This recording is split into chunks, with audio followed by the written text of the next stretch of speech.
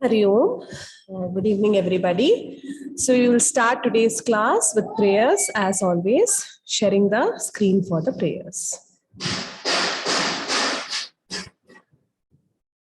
Om, Om Shri Ganeshaya Namaha. Om Shri Saraswatyai Namaha. Om Shri Gurubhyo Namaha.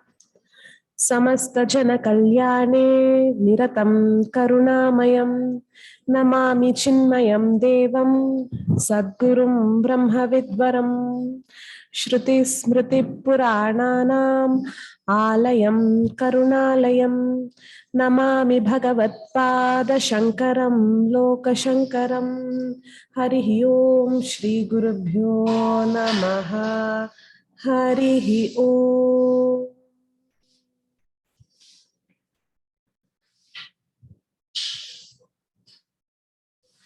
So in the last class, we saw the gist of all the coming verses in this context, which is we saw what is the definition or what is the indication for Atma in short. We saw that the Atma is something that is not the gross body, that is not the subtle body, that is not the causal body, which is beyond the 5 sheets, and it is something that is of the nature of existence, consciousness, and bliss. So today we are going to see, and as I had mentioned in the last class, each of the new term that was introduced in the previous verse will be discussed in detail in today's verse, right? So we are going to see that in detail.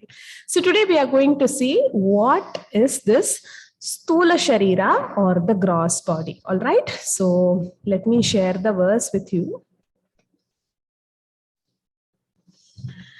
So this was the verse that we saw in the last class. Atma kaha stula sukshma sharira vyatirikta panchakoshatita san avastatraya sakshi Satchitananda Swarupa San Yattishtati Sa Atma. This is what we saw in last class. So today we are going to discuss about this Stula Sharira. Okay, we saw there are 3 bodies. Of this, we are going to see a little bit about the Stula Sharira today. All right. This is the verse that we are going to be seeing in today's class. Stula Shariram Kim. Panchikrita Panchamahabhutaihi Kritam Satkarmajanyam Sukha Dukkadi Bhogayatanam Shariram Asti Chayate Vardate Viparinamate Apakshiyate Vinashyati iti Shad Vikaravat Etat Stula Shariram. Let's go through this once again. Stula Shariram Kim Panchikrita Pancha Mahabhutai Kritam Shatkarmajanyam Sukadukkadi Bhogayatanam Shariram Asti Jayate Vardate Viparinamate Apakshiyate Vinashyati iti Shat Vikaravat Etat Stula Shariram. So we will see about what are all the aspects that is covered under the definition of this Stula Sharira or the gross body. All right, good. Quite a long verse, isn't it? So, yeah. So what is the first thing that is being said here is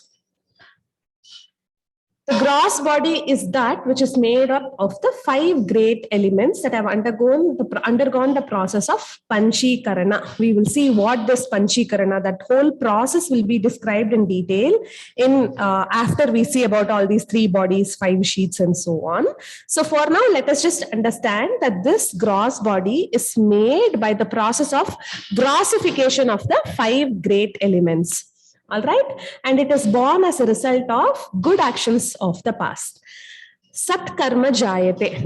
All right, because of good actions, good karmas that we have done in the past, we have got this experience to live in this gross body. All right, good.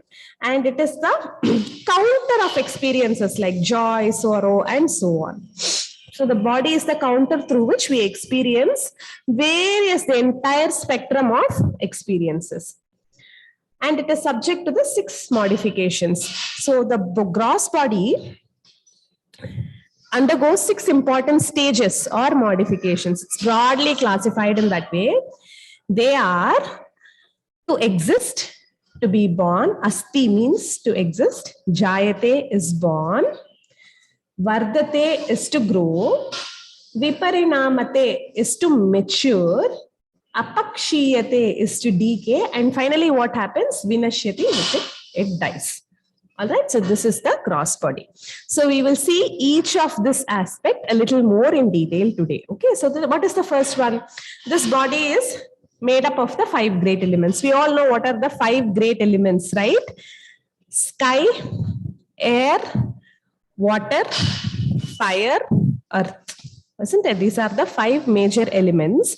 And this gross body is made by the process of grossification of this 5 elements. Okay. So we will see in later verses that the entire experienceable universe, either experienced directly through the body.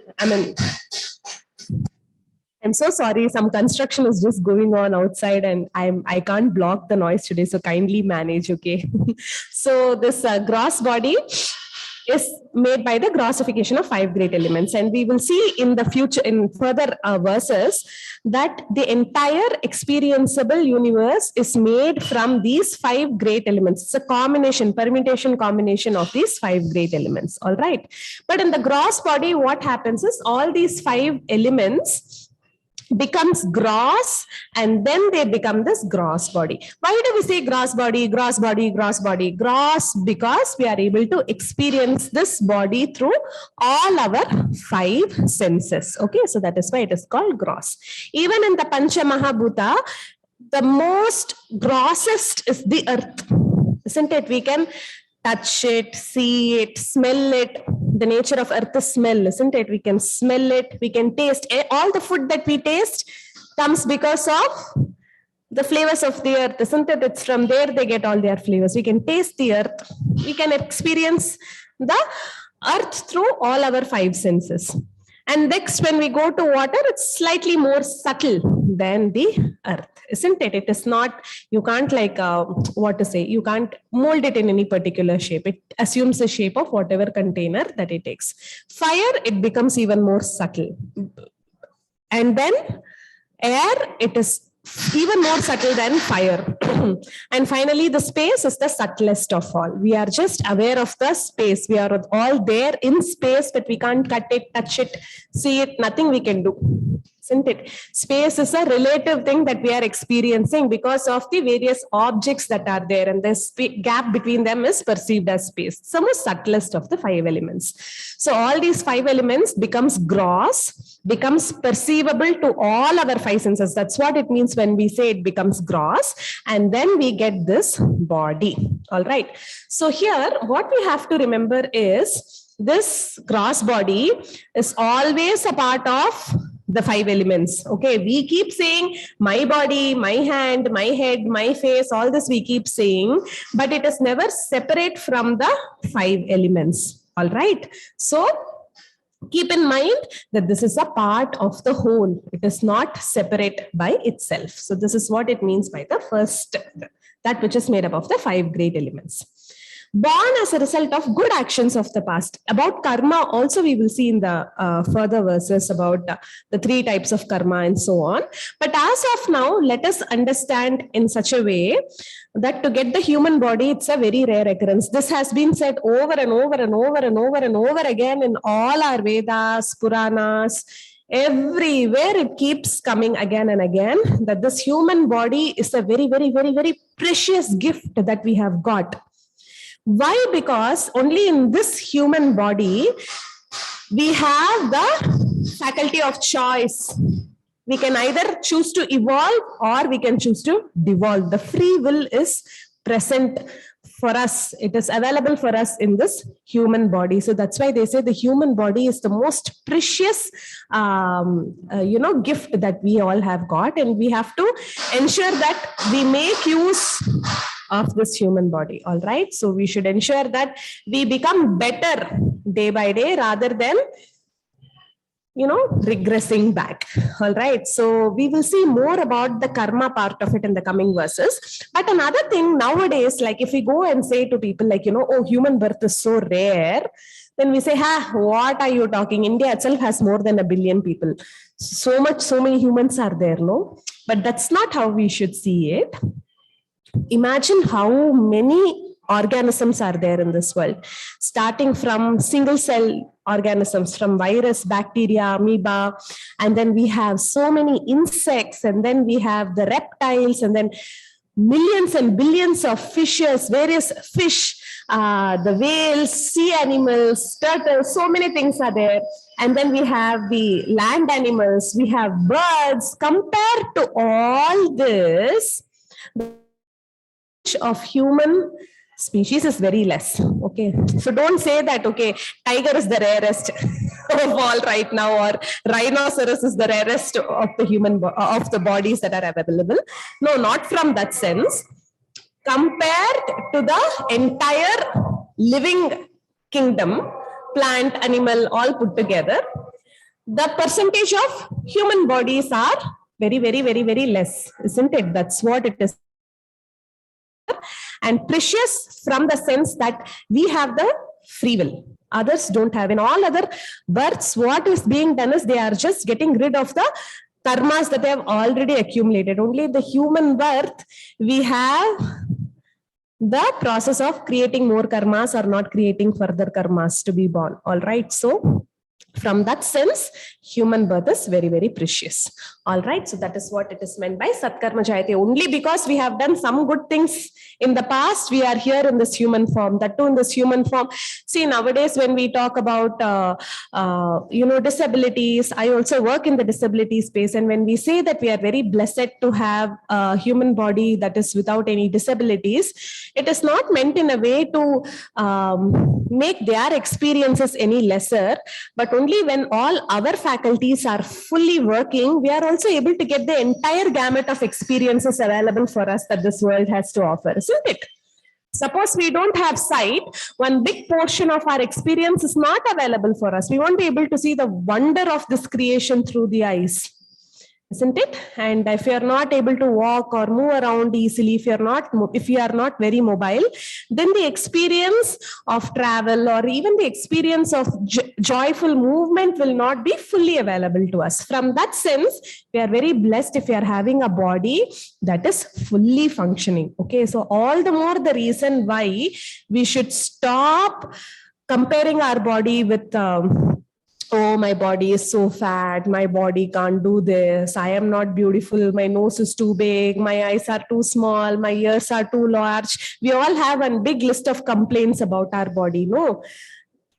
Whenever we feel that way, we just have to remember that we are very, very blessed to experience this world through this human body, all right? Because it is because of so much satkarma, so much of good deed that we have done in the past that we have got this human body. That is the second aspect that is mentioned here. The third is, it is a counter of experience like joy, sorrow, and so on. So this is very important to note.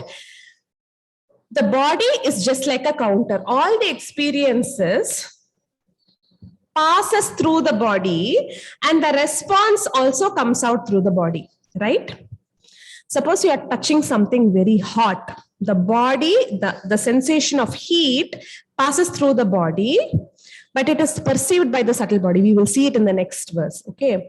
And the reaction, oh, it's hot. We are pulling it away, no? That reaction is also happening through the body. But the body by itself, without the presence of the subtle body, cannot experience anything.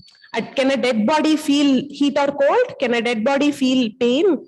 It can't, no? When the prana leaves, the body's ability to perceive the experience and react to the experience also goes with the prana. But without this gross body, there is no way that the prana, the Sukshma Sharira, the subtle body, can receive or express any of these experiences, isn't it? So that's what it is said, that this gross body is like a counter. Everything passes through this gross body. but the experience happens at the subtle level. Okay, so that is what it is meant. It acts as a counter for all experiences: joy, sorrow, heat, cold, pleasure, pain. Everything is experienced. All these experiences pass through the gross body. It acts as a counter. Okay, so this is a very important difference over here. When we see the next verse, you will be able to understand it a little more clearly. Okay, all right. And then it is subject to the 6 modifications, namely to exist, to be born, to grow, mature, decay, and die. This is all our experience, isn't it? So first, the gross body comes into existence, isn't it? First, it exists as an embryo in the mother's womb. It comes into existence. And after that, it is born into this world. Once the body is born, then it grows. Maybe till 21, 22, it grows. And after that, it matures. We attain our peak. 20 to 40, 50, we attain our peak. This peak can be sustained for longer if we are taking good care of the body, right? If you are doing proper exercise, if you are eating the right food, if you are resting the body, etc., etc.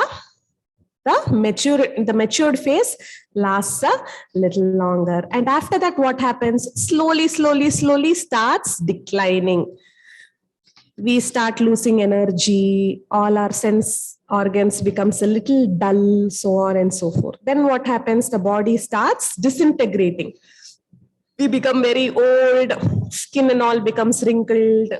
Bone starts losing its density, all this disintegration happens. And finally, what happens? The body drops. And after the body dies, after the prana leaves the body, what happens? The body goes back to the 5 elements, right? Whether we are burning it or burying it or throwing it in the water or whatever other practices we may follow, the body eventually merges back to its source, which is the 5 great elements, isn't it? So this is the nature of this gross body. So the body, like every other object, is indicated by this. Here it is mentioned, no, etat. That whatever we know as this is not us. This is the fundamental principle of Vedanta. The knower is always different from the known. Because we know this body, because we are aware, we may not be aware of the asti jayate, but we are aware of the growth, maturity, decay, decline, decay, and death. We are aware of all that, no? We are aware of all the changes that is happening in the body. We ourselves are perceiving this body through our own senses. So whatever we know, that we are not. All right, so that is the fundamental principle. So because we know this body, we are not this body. The knower is always different from the known. Just like how we saw in the 3 states, waking state, dream state, deep sleep state. We are the knower of all the 3 states. No? Similarly, we are also a knower of this body. This body is an equipment that we have to experience this world. I'm so sorry about the sound. So sorry about that, guys. I couldn't do anything today. So what I was saying, because we are a knower of this gross body, we are not this gross body. All right. So this is the definition of gross body that we are seeing in Tattvabodha. To quickly recap it, this gross body is made because of the grossification of the Panchamahabhutas. We are saying gross because we can experience it through all our 5 senses. This body we have got because of all the satkarmas, the good actions that we have done in our past. And it's a very, very, very, very, very precious gift that we all have received. And obviously we have to take good care of it, isn't it? And then it undergoes the Shad Vikara, the 6 changes, which is to exist, to be born, to grow, mature, decay, and die. And it is the counter for all the experiences. So this is what is being said about the gross body. So why are we learning so much about the things that we are not?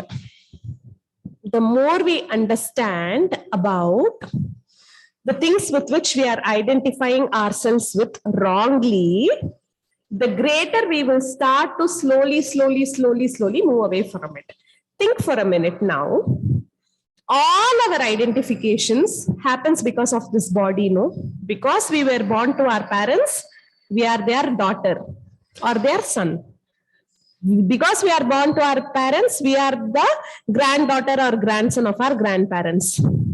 Because of this body, we have the relationship of siblings. Because of this body, we have a relationship of our own children. Because of this body, we have the relationship of friends. Because of this body, we have a relationship with our spouse. All these relationships that we form is primarily because of this body, isn't it? And just imagine how much value we attach to all this. I'm not saying that we should not attach value. We just have to be aware that all this is not us. This is not, we are not just this. We are so much more than all this. We are so much more than just a man or a woman. We are so much more. Man, woman identity again comes because of our body, isn't it?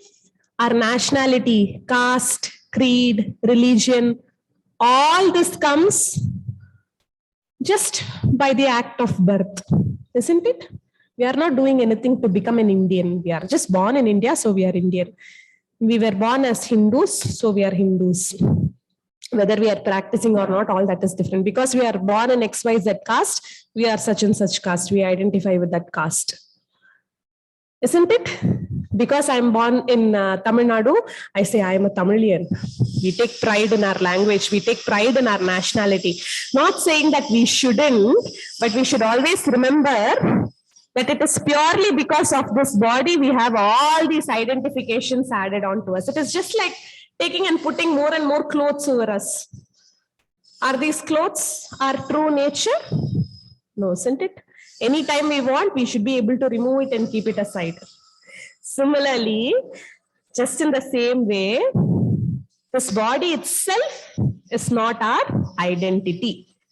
But because of this body, we are getting entangled with so many different identities, and we are causing so much complications in our own life because of all these identities. We get offended when somebody talks bad about India. It's just their opinion. You just have to be a good Indian. That's it. When we waste so much time fighting on the internet with random strangers when they talk something negative about Hinduism or about your language or about your caste, isn't it? Don't we all do that? We feel bad. We feel offended. And how much energy we are wasting in toxic relationships, trying to please people, where the association is purely because of this body. When you yourself is not the body, why are we breaking our head to ensure that, you know, we go out of the way, do things that we don't even want to do, waste our time, energy on so many things, just because we have a relationship, we have an identification through this body. So when we become aware of all this, what happens is slowly, all the unnecessary things that we are doing in life, no, it will go away. Imagine how much time we spend thinking, oh, I should look thin, I'm fat, I'm not beautiful because my body is big. So how much time we waste, not saying, I won't say waste in exercises, but how much we trouble our body doing unnecessary things, restricting food when we should actually be nourishing it, not giving it enough sleep. All this we do, no?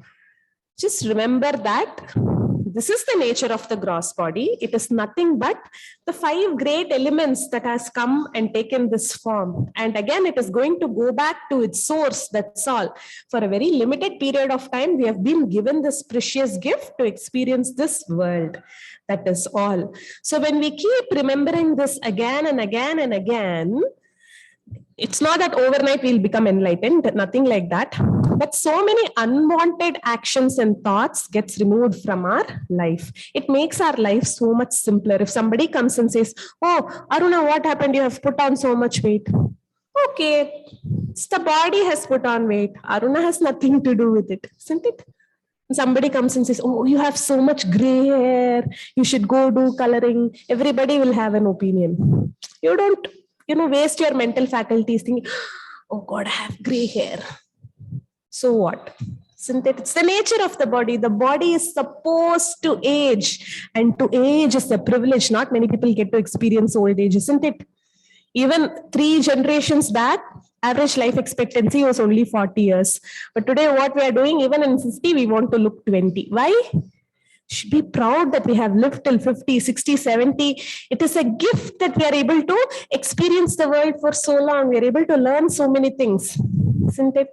So when we think along these lines, when we remember this definition of the gross body, we start simplifying our life and we start diverting our energies into more meaningful pursuits. All right. So that is why all these definitions are given in an elaborate manner. So this is about the gross body. And I took one class for this verse alone because so much of our identification is based on this gross body only. So that is why we can just reflect a little more about this and see how we can make our life simpler. All right. So any doubts in this verse? Clear? Anything you want me to go through again? The major definition is clear? All right. Sorry about the construction. I hope next class we don't have this much noise. Usually they wind up by 5:30. Today it's just going on and on. All right. So sorry about the inconvenience. Okay. So shall we finish the class with our closing prayers?